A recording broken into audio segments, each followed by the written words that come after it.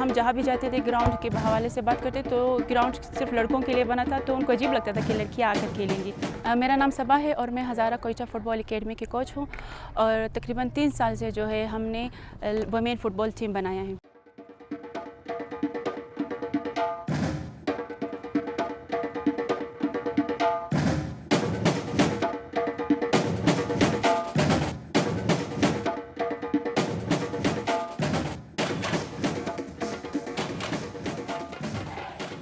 Starting में हमने properly ये नहीं सोचा था कि हम आगे जाके मतलब नेशनल लेवल तक पहुंचेंगे, हमारा प्रॉपर जो है टीम बनेगा। लड़कियों का घर से परमिशन नहीं मिलते थे, फिर इनको घर से लेकर आना बाहर बहुत बड़ी चैलेंजेस थे कि इनको घर से बाहर लेकर आए। फिर हमने ट्रेनिंग स्टार्ट की, तो हम लोग हफ्ते में 1 दिन या 2 दिन ट्रेनिंग करते थे।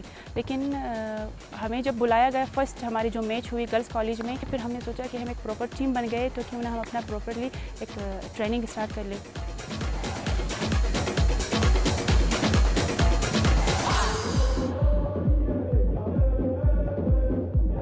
जब तक हमने हज़ारा एकेडमी ज्वाइन नहीं की थी हमारे लिए थोड़ी सी मुश्किल था, क्योंकि हम जहाँ भी जाते थे ग्राउंड के हवाले से बात करते तो ग्राउंड सिर्फ लड़कों के लिए बना था, तो उनको अजीब लगता था कि लड़कियाँ आकर खेलेंगी।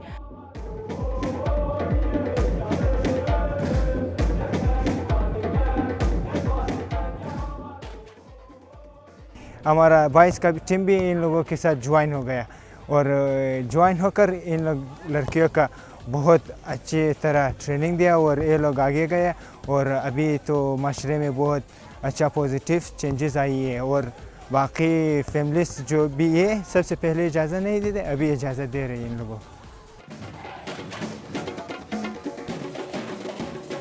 यहाँ पे जब हम लोग आते थे ट्रेनिंग के लिए तो लड़की आवाज़ें देते थे, स्पेशली जिस तरह भी घर नज़र आ रहे घरों से लोग वीडियो करते थे तो लड़कियाँ थोड़ी सी हिचकिचाती थी और मतलब ये कहते थे कि मुश्किल है हमारे लिए।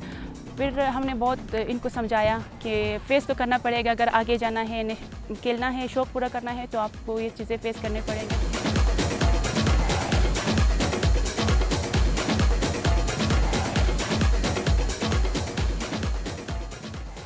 फर्स्ट जो हमने नेशनल बलूचिस्तान की तरफ से जो है हमने खेला, मुख्तलिफ कम्युनिटी के लोग थे वहाँ पे। जब गए वहाँ से वापस आए तो पेरेंट्स बहुत ज़्यादा खुश हुई कि लड़कियाँ इस लेवल तक पहुँची है। फिर जब हम अपनी एकेडमी की तरफ से गए और हमने जाके वहाँ पे परफॉर्मेंस दी, फिर जब आए हमें कम्युनिटी ने वेलकम की, हमें बहुत ज़्यादा खुशी हुई। लोगों का जब रिस्पॉन्स देखा तो बहुत अच्छा रहा। इससे फिर हमने कहा चलो मतलब हमारी मेहनत रंग लाई है।